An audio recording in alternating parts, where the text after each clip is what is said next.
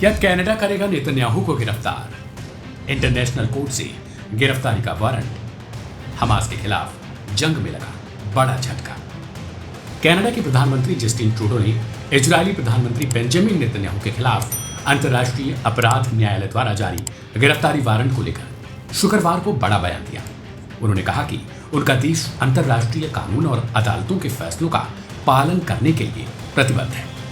Trudeau का यह बयान तब आया जब आईसीसी ने बृहस्पतिवार को इजरायल के प्रधानमंत्री नेतन्याहू, पूर्व रक्षा मंत्री गैलेंट और हमास के अधिकारियों के खिलाफ गिरफ्तारी वारंट जारी किया। वारंट में उन सभी पर गाजा में युद्ध और अक्टूबर 2023 के हमलों को लेकर युद्ध अपराध और मानवता के खिलाफ अपराध का आरोप लगाया गया। प्रधानमंत्री ट्रूडो ने कहा, अंतर्राष्ट्रीय कानून का पालन करना बहुत महत्वपूर्ण है। यह कुछ ऐसा है जिसे हम संघर्ष की शुरुआत से ही कह रहे हैं। हम अंतर्राष्ट्रीय कानून के समर्थन में खड़े हैं और अंतर्राष्ट्रीय अदालतों के सभी नियमों और निर्णयों का पालन करेंगे। यह हमारे लिए एक कनाडाई पहचान का हिस्सा है। ट्रूडो के बयान से यह तो साफ है कि अगर नेतन्याहू कनाडा आते हैं तो उन्हें गिरफ्तार कर लिया जाए। आईसीसी ने नेतन्याहू और अन्य के खिलाफ वारंट क्यों जारी किया? आईसीसी के मुताबिक नेतन्याहू और गैलेंट पर आरोप है कि उन्होंने इजराइल हमास संघर्ष के दौरान मानवता के खिलाफ अपराधों को अंजाम दिया। यह संघर्ष पिछले 1 साल से जारी है। इसके अलावा अदालत ने हमास के सैन्य कमांडर मोहम्मद देफ के खिलाफ भी वारंट जारी किया। हालांकि इजराइल का दावा है कि जुलाई में गाजा पर हुए एक हवाई हमले में देफ मारा गया था। इजराइल और हमास दोनों ने आईसीसी के आरोपों से इनकार कर दिया है। इजराइल ने आईसीसी के फैसले को यहूदी विरोधी करार दिया। वहीं इजराइल के कनाडाई राजदूत इड्डो मोएट ने कनाडा से आग्रह किया है कि वह इस फैसले को खारिज कर दे। उन्होंने इस फैसले को इजराइल की आत्मरक्षा के अधिकार के खिलाफ बताया। कनाडा और अन्य देशों की प्रतिक्रिया।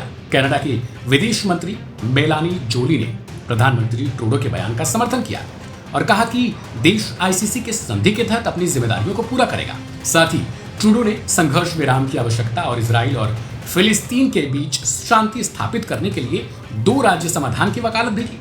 दूसरी ओर अमेरिका ने इस वारंट को पूरी तरीके से खारिज कर दिया। बता दें कि अमेरिका आईसीसी का सदस्य नहीं है। अमेरिका ने आईसीसी वकीलों की प्रक्रिया पर सवाल उठाए थे और सहयोगी देशों के साथ प्रक्रिया का समन्वय करने की योजना व्यक्त की। आईसीसी अपने मामलों पर निर्णय कैसे करता है? अंतर्राष्ट्रीय अपराध न्यायालय विश्व में गंभीर अपराधों जैसे नरसंहार, युद्ध अपराध और मानवता के खिलाफ अपराधों की जांच और मुकदमा चलाने के लिए 2002 में स्थापित किया गया था। यह अदालत तब सक्रिय होता है जब संबंधित देशों की न्याय प्रणाली इन मामलों को सुलझाने में असमर्थ या फिर अनिच्छुक होती है। अदालत की प्रक्रिया एक शिकायत के साथ शुरू होती है, जिसे पीड़ित पक्ष, सदस्य देश, अंतर्राष्ट्रीय संगठन या फिर नागरिक समाज समूह दायर कर सकते हैं।